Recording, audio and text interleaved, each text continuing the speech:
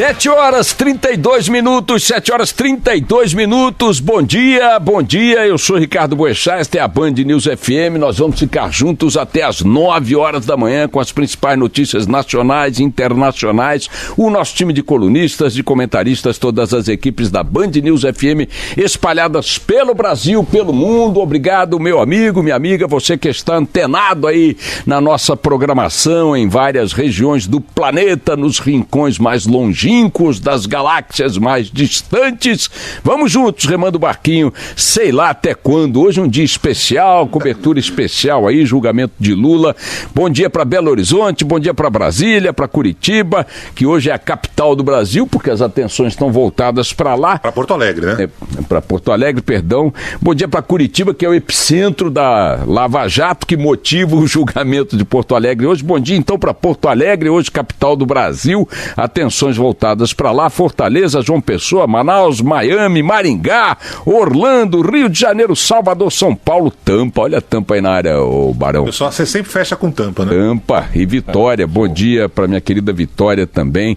Minha gente, olha, nossas equipes hoje mobilizadas no país inteiro, acompanhando aí a repercussão, o andamento também, claro, e a repercussão do julgamento de Lula na segunda instância da Lava Jato, no TRF4, em Porto Alegre, Tribunal Regional Federal em Porto Alegre. 3 juízes desembargadores federais decidirão se a sentença aplicada por Moro a Lula na primeira instância, de 9 anos de prisão, deve ser mantida, alterada com condenação, alterada para absolvição, ampliada ou reduzida, enfim, as hipóteses são muitas e o julgamento, dentro da expectativa geral, pode terminar aí no início da tarde, de tal forma que esta noite o país conhecerá esta etapa do processo, né? É importante repetir aqui, eu tenho insistido nesse ponto, muita gente hoje no noticiário e nos discursos principalmente está colocando este dia como um dia decisivo, um dia definidor do horizonte do Brasil, um dia do qual dependemos para tomar um rumo ou outro, etc. e tal. Eu tenho batido numa tecla, baixando um pouco a bola desse tipo de análise adjetiva, né, superlativa do que vai acontecer hoje em Porto Alegre, seja qual for o resultado. Estava pensando hoje de manhã que outros momentos o Brasil viveu em que a população de fato esteve engajada, né, na discussão, na mobilização, né, abraçando uma determinada causa, a defesa de uma determinada bandeira. Foram muitos os momentos na história do Brasil em que tivemos grande mobilização popular. O Brasil viveu grande mobilização popular, para ficar nos períodos mais recentes, né, na Segunda Guerra Mundial, defendendo a entrada do Brasil na guerra contra as forças do eixo, né? O Japão, a Alemanha e a Itália, especialmente, tomou conta da opinião pública do país, manifestações enormes quando houve o bombardeio de navios brasileiros na costa brasileira por submarinos alemães, né? O Brasil viveu grandes mobilizações durante a ditadura militar, em alguns momentos, né, pedindo a volta da democracia, pedindo diretas já, né? O Brasil viveu grandes momentos de mobilização em outros períodos da sua história recente. Bom dia, Júlia Dualib, bom dia, o Café com Jornal, bom dia também, Rafael Colombo, Fabiana Panachão, lá no Band News TV, sintonize agora a TV Bandeirantes e o Band News TV, vocês vão ter imagens aqui dos estúdios da Band News FM. Mas enfim, eu estava dizendo que o Brasil viveu grandes manifestações em grandes momentos de sua história. Não somos um país marcado por grandes manifestações de massa, elas são mais frequentes na história de alguns países, mas nós não estamos fora do mapa estatístico dessa mobilização popular espontânea em torno de determinadas bandeiras. A mais recente sequência dessas manifestações, as mais gerais, eu diria que foram em 2013, mas também durante o impeachment, de um lado e de outro da discussão do impeachment, também vimos manifestações que reuniram centenas de milhares de pessoas. E o povo é muito muito sábio para perceber e decidir quando o assunto, o tema que está em discussão, mexe de fato com aquilo que ele entende ser o seu futuro, o futuro do país. E eu pergunto para você que está acompanhando esse assunto hoje pela imprensa, pelas redes sociais, onde é que você está? O que você vai fazer hoje? A maior mobilização popular hoje nos maiores centros urbanos do país não está voltada para Porto Alegre, está voltada para a febre amarela. A maior concentração humana hoje, se você somar per capita, está nas filas dos postos de saúde, esperando por uma vacina que existe desde o início do século passado e que já no 18º ano deste século não chega às pessoas com a agilidade que deveria chegar. É bem verdade que está havendo uma correria aos postos, parte dela desnecessária, mas também é verdade que desde meados do ano passado nós estamos em vários estados brasileiros registrando a volta da febre amarela, uma doença de mais de um século, bem mais de um século, com a qual estamos lidando como se estivéssemos ainda estacionados no início do século XX e que o Estado não teve uma resposta à altura, ainda que tenha perdido isso no campo da comunicação, mas o fato é que o Estado não respondeu à altura, e tanto não respondeu à altura que a grande concentração popular hoje você mede nas portas dos postos de saúde. As capitais estão com massa na rua pedindo a condenação ou a absolvição de Lula. Quem é que está nas ruas objetivamente hoje? São os mesmos de sempre, de um lado e de outro da briga. As militâncias, as caravanas, as camisas uniformes, os sindicatos com a sua rapaziada, os grupos mais radicais com a sua rapaziada. Nós não temos hoje um fato que esteja decidindo, na percepção da própria população, nada que seja tão determinante assim para o nosso futuro. O que este fato de hoje agrega é um ponto na novela que nós estamos vivendo já há muito tempo, e eu diria mais concentradamente nos últimos 4 anos, que é a novela de um país pautado pela agenda dos políticos e daquilo que eles produziram. A Lava Jato, ainda que eu a considere e sempre tenho considerado desde o início o maior patrimônio contemporâneo da história do Brasil, porque pretende e está rompendo uma cultura secular de impunidade no campo da corrupção, a Lava Jato também é um subproduto do jogo político, porque foi no campo político que se produziram as aberrações que ela vem investigando e combatendo. Então, ainda que ela seja um ponto positivo nessa discussão dentro do caldeirão das coisas da política, ela também é um produto, um ingrediente da feijoada política. E a feijoada política também no dia de hoje, mais uma vez, e a população cuidando das próprias prioridades hoje demonstra isso, ela é mais uma demonstração de que a política continua sendo o assunto do país, do ponto de vista daqueles que têm a responsabilidade de administrá-lo.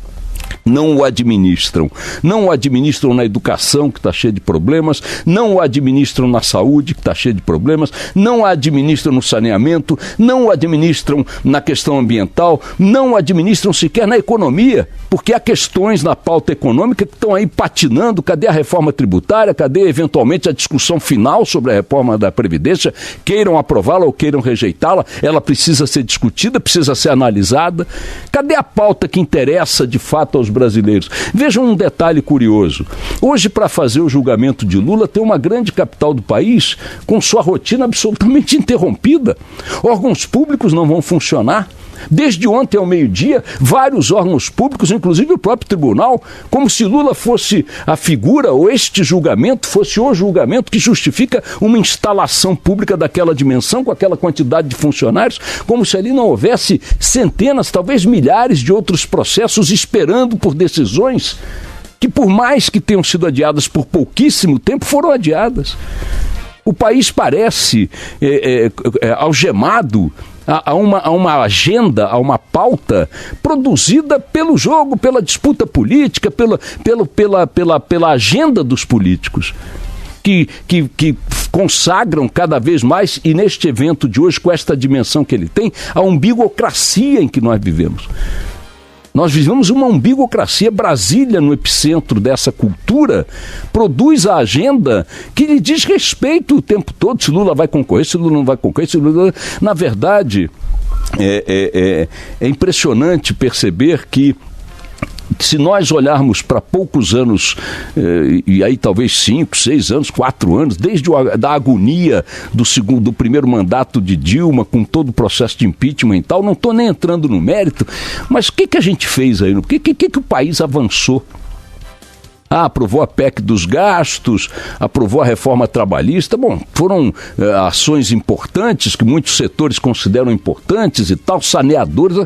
Mas olha, vejam, estamos falando de 2 projetos em 4 anos.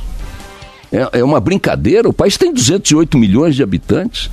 Então eu torço objetivamente, não é nem para que haja uma condenação ou uma absolvição, mas apenas que as horas passem, para que o dia de amanhã comece logo, porque aí a gente se livra desse carnaval, desse oba-oba, desse bumba meu boi, e amanhã todo mundo está cuidando da vida, porque é o que as pessoas estão fazendo. Eu pergunto para quem está aí querendo garantir a sobrevivência de sua empresa, para quem está correndo atrás de um emprego, para quem está tentando melhorar a vida do filho na escola, para quem está na fila de um hospital, para quem está esperando uma vaga para uma cirurgia, para um exame. Se você está acompanhando hoje, se você mudou a sua rotina para ir para as ruas hastear uma bandeira a favor ou contra a condenação de Lula, que se dane a favor ou contra a condenação do Lula. Que Lula e os demais políticos se arrebentem com suas agendas e seus umbigos, e que a gente seja, pelo menos, consiga olhar para uma rotina que tenha o país como prioridade e não a pauta da política, sempre ela se colocando, impondo-se ao interesse e ao dia a dia do país.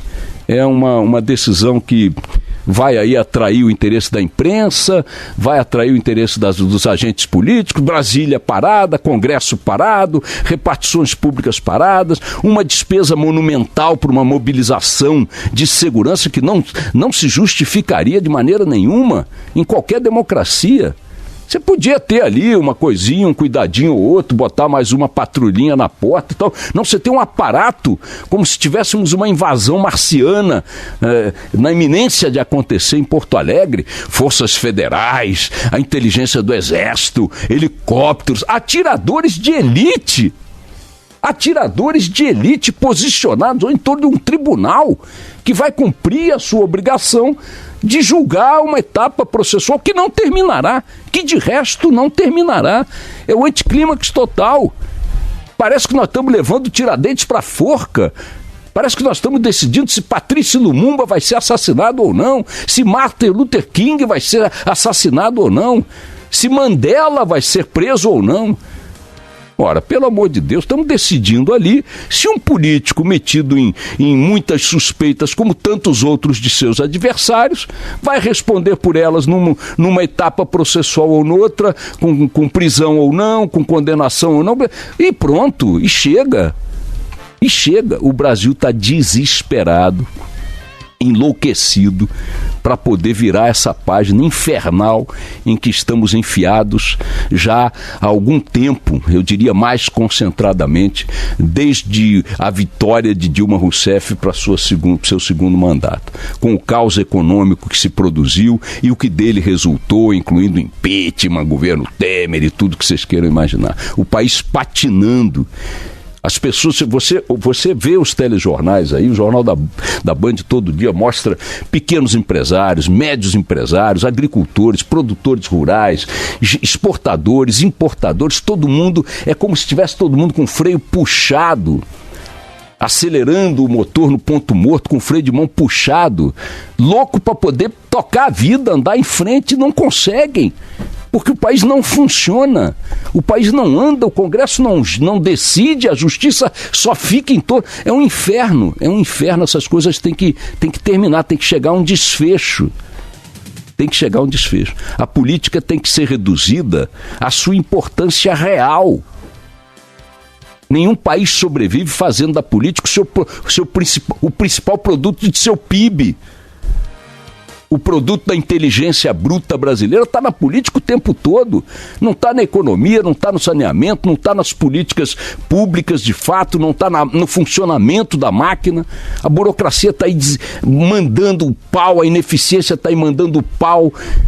Você tenta fazer andar um processo, você tenta decidir uma questão na justiça, você tenta registrar uma empresa, você tenta fechar uma empresa. É um inferno. A carga tributária está aí, está tudo aí esperando que esses caras que só discutem, uma hora está discutindo se a ministra do Trabalho vai ser fulano ou beltrano, outra hora se fulano vai ser julgado ou não vai ser julgado, se vai ser eleito ou não vai ser eleito, se sai ou não sai, se fica ou vai. É um inferno. É um inferno. Palavra de Deus, eu queria dormir hoje e acordar amanhã, se não se fala mais de coisas. Deixa que eles cuidem deles. E a população sabe disso. Porque, repito, o povo não está na rua hoje, nem pedindo a condenação de Lula, nem querendo que ele seja absolvido. O povo está na rua hoje cuidando do Brasil. E ainda bem que o povo está na rua cuidando do Brasil, porque essa gente cuida de si. Vamos lá.